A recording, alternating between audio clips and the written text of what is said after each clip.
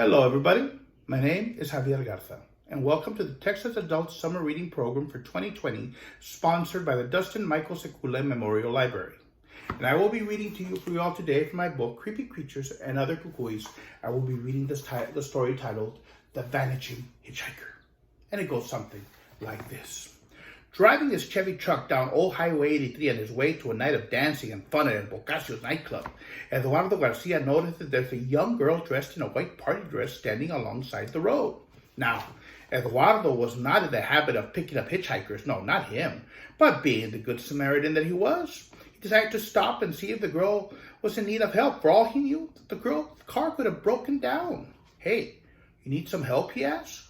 Eduardo, as he pulls out next to the young lady, can I help you or offer you a ride or something? By any chance, are you going to the dance? The girl asked.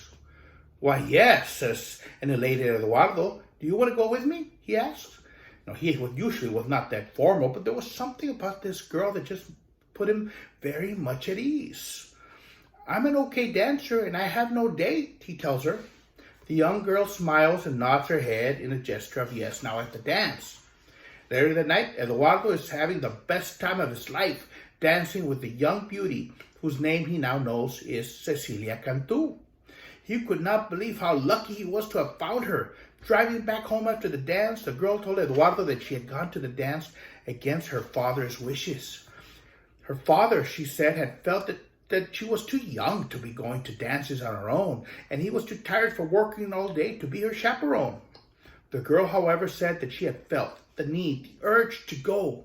She felt that if she didn't go, she would miss out on meeting the person that would be the love of her life. I felt the same way, said Eduardo. I rarely go to dances because, as I'm sure you noticed, I have two left feet when it comes to rhythm.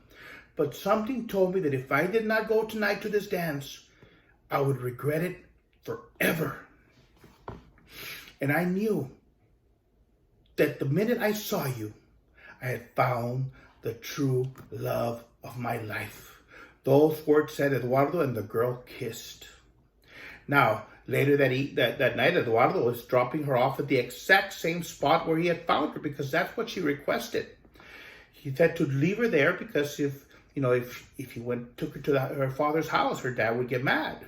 I'll be fine, the girl said to Eduardo, who was hesitant to drop her off on the side of the road. I live one block down on the other side of the train tracks in a pink house. The only pink house in the whole block, she tells him. Besides, your car headlights, they'll wake up my dad.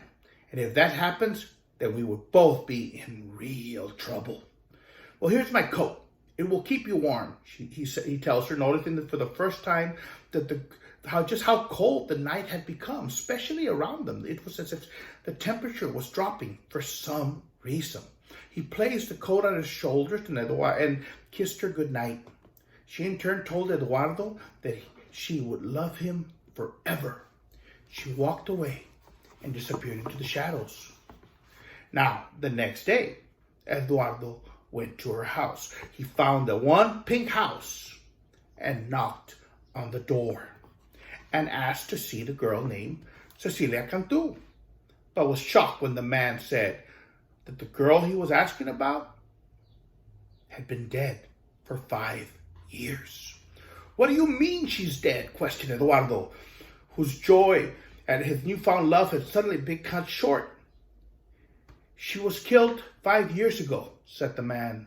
She was waiting on the side of the road. She had wanted to go to the dance, but I was too tired to take her. And a drunk driver hit her as she was standing on the side of the road. They never caught the person that did that. She's buried up the hill in the cemetery, if you don't believe me. The man takes Eduardo up the hill and shows him a tombstone. A tombstone that had a picture of a girl. The name Cecilia Cantu was on it, and the photograph was a photograph of the girl he had danced with the night before. Eduardo was shocked by the man's revelation. He could not believe it. He had fallen in love with a ghost. To this very day, it is said that Eduardo Garcia parks his car by the old Highway 83 in hopes of being reunited with his one true love. And that's the vanishing hitchhiker. Dun dun.